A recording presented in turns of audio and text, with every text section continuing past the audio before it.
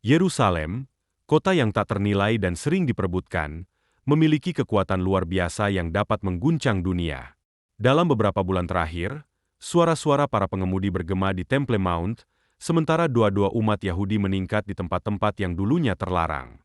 Di balik layar, terdengar bisikan tentang pengorbanan rahasia, sementara Perdana Menteri Netanyahu dengan tegas menyatakan, Yerusalem milik Israel. Yerusalem tidak akan pernah dibagi. Namun, mengapa kota kecil ini, yang hampir tak terlihat di peta dunia, memiliki pengaruh yang begitu besar? Mengapa presiden, raja, dan negara terus berdebat tentang masa depannya? Dan mengapa, setelah ribuan tahun, setiap ramalan tampaknya mengarah kembali ke sini? Jawabannya sederhana dan menakutkan. Yerusalem bukan sekadar kota, ia adalah sumbu dari lilin nubuat terakhir. Jika kitab suci itu benar, api itu sudah menyala lebih terang dari sebelumnya. Pertanyaan yang harus kita ajukan adalah, apakah kita berdiri di tepi babak akhir sejarah? Apakah Yerusalem akan mengguncang dunia? Untuk memahami mengapa Yerusalem bersinar begitu terang di tengah nubuat, kita perlu menelusuri jauh ke belakang, ke masa lalunya yang panjang dan luar biasa. Lebih dari 2700 tahun yang lalu, sebuah prasasti diukir di batu. Prasasti Hezekia, yang ditemukan oleh para arkeolog, menjadi saksi bisu bukan hanya pemerintahan Raja Yudea, tetapi juga keberadaan Israel yang abadi di kota ini. Ini lebih dari sekadar sejarah. Ini adalah bukti yang terukir dalam waktu bahwa Yerusalem adalah milik Israel, bahkan ketika berbagai kekaisaran berjuang untuk mendominasi. Sejak zaman Raja Daud, Yerusalem lebih dari sekadar ibu kota. Disinilah Daud membawa tabut perjanjian, dan mengukuhkan kota itu sebagai tempat kediaman yang maha tinggi. Di sini, Salomo membangun bait suci pertama, memenuhi pelatarannya dengan asap kurban dan suara mazmur. Para nabi, seperti Yesaya, Yeremia, dan Yehezkiel, bergemuruh dari jalan-jalannya, memperingatkan dan menghibur, serta memanggil umat untuk kembali pada kesetiaan perjanjian. Berabad-abad kemudian, sosok lain melangkah di batu yang sama, Yesus dari Nazaret. Di sini, dia mengajar di pelataran bait suci, menyembuhkan yang buta dan terluka, serta menangisi kota yang menolaknya. Di bukit inilah dia disalib. Dari tempat ini, pesan penebusan menyebar hingga ke ujung bumi. Yerusalem bukan hanya sekadar kota politik, ia adalah sumber keimanan itu sendiri. Bagi umat Yahudi, itu adalah ibu kota abadi, tempat di mana kehadiran Tuhan pernah bersemayam di tempat maha kudus. Bagi umat Kristiani, itu adalah kota salib, makam kosong, dan janji kebangkitan. Tidak ada tempat lain di bumi yang memiliki bobot seperti itu, pertemuan takdir yang begitu mendalam. Namun, sejarah tidak berbaik hati pada kota suci ini. Tentara telah menyerbu, kekaisaran menaklukkan dan membaginya. Para tentara salib, wali kota, dan raja semua bertempur memperebutkan temboknya. Namun, Yerusalem tetap bertahan melalui setiap pergolakan. Namanya tak pernah terhapus, kenangannya tak pernah hilang. Betapa banyak ibu kota kerajaan kuno yang telah memudar menjadi debu, terlupakan di bawah pasir dan reruntuhan, tetapi Yerusalem masih berdiri, menjadi saksi hidup sejarah. Misteri terbesar mungkin adalah mengapa kota ini bertahan sementara yang lain runtuh. Jawabannya terdapat dalam nubuat itu sendiri. Yerusalem ditakdirkan bukan hanya untuk mengingat masa lalu, tetapi juga untuk membentuk masa depan. Itulah inti dari salah satu perjuangan paling sengit di dunia kita. Jika Anda mendengarkan dengan seksama, Anda akan mendengar benturan yang menggetarkan. Ini bukan hanya soal politik, ini juga soal spiritual. Perkataan Perdana Menteri Netanyahu bagaikan palu yang menghantam. Yerusalem milik kita, bukan milik Erdogan. Itu tidak akan pernah terbagi. Namun, di balik semua ini terdapat kenyataan. Yerusalem diperebutkan di hampir setiap lini. Di satu sisi, terdapat Islam radikal, kelompok, dan gerakan yang tidak akan pernah menerima Yerusalem sebagai ibu kota Israel, merasa bahwa menyerahkan kota ini berarti kehilangan segalanya. Di sisi lain, ada yang disebut sebagai kaum kiri global, gerakan kuat dalam politik internasional, yang mengusulkan pembagian kota. Mungkin sebuah kompromi di atas kertas.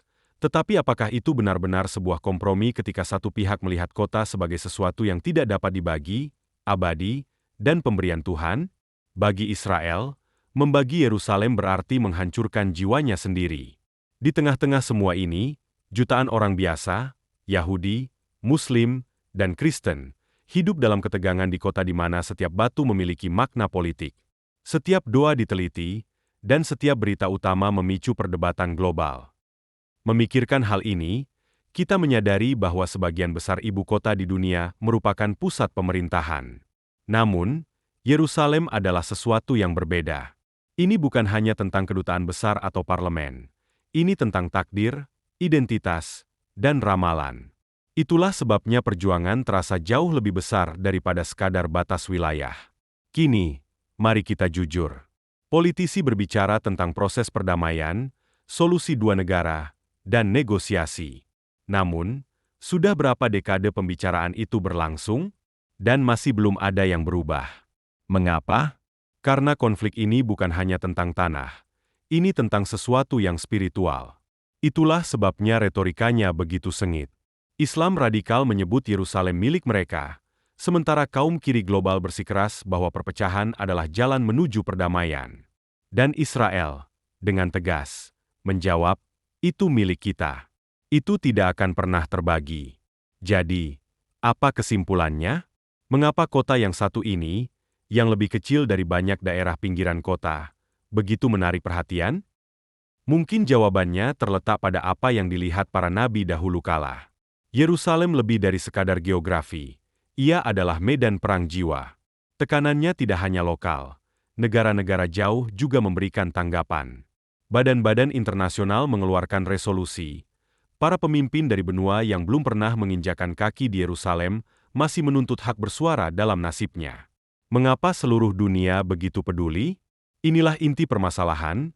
Perjuangan modern untuk Yerusalem bukan hanya Israel versus Palestina, Yudaisme versus Islam, atau kanan versus kiri. Ini adalah ekspresi nyata dari perang tak kasat mata. Konflik spiritual yang sudah berlangsung sejak Eden dan akan berlanjut hingga akhir zaman. Ketika Netanyahu bersuara dan menyatakan bahwa Yerusalem adalah milik kami dan tidak akan pernah dibagi, ia tidak sekadar membuat pernyataan politik. Ia juga melangkah ke dalam aliran sejarah dan nubuat yang telah mengalir selama ribuan tahun. Entah dunia menyukainya atau tidak, Yerusalem akan tetap menjadi pusat badai itu.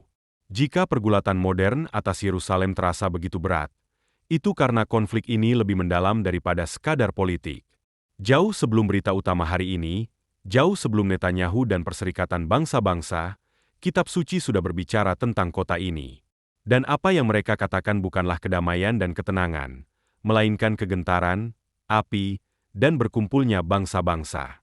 Nabi Daniel, yang menulis selama pembuangan Israel, diberi penglihatan yang jauh melampaui zamannya sendiri. Dalam Daniel pasal 9, ia berbicara tentang sebuah perjanjian yang akan diteguhkan dan kemudian dipatahkan sehubungan dengan Yerusalem. Seorang penguasa akan muncul dan memicu kejadian-kejadian yang mendatangkan peperangan dan kehancuran. Dalam pasal 12, Daniel menggambarkan masa kesusahan besar, seperti yang belum pernah terjadi sejak ada bangsa-bangsa. Dan di manakah pusat badai ini? Di sekitar kota suci. Maju cepat ratusan tahun, Nabi Zaharia dalam bab 12 menggambarkan Yerusalem sebagai cawan yang mengejutkan untuk semua bangsa. Bayangkan minuman yang begitu memabukkan sehingga bangsa-bangsa tidak dapat menahannya. Meskipun minuman itu menuntun mereka menuju kehancuran. Zaharia melanjutkan, pada hari itu, aku akan membuat Yerusalem menjadi batu yang berat bagi segala bangsa. Semua orang yang mengangkatnya pasti akan melukai diri mereka sendiri. Semua bangsa di bumi akan berkumpul melawannya. Pikirkanlah itu. Semua bangsa, bukan beberapa, bukan sedikit, tetapi semua. Seolah-olah para nabi berkata, akan tiba saatnya Yerusalem akan menjadi pusat perhatian dunia, dan setiap kekuatan harus memihak. Bukankah itu terdengar seperti siklus berita hari ini? Namun, nubuat tidak berhenti di situ.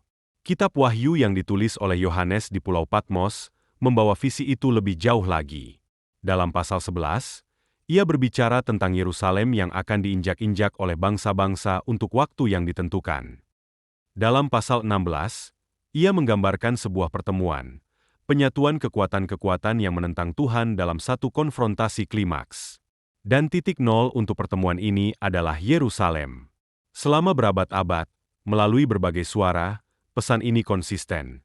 Yerusalem tidak hanya akan menjadi kota Daud dan kota Kristus, tetapi juga epicentrum akhir zaman.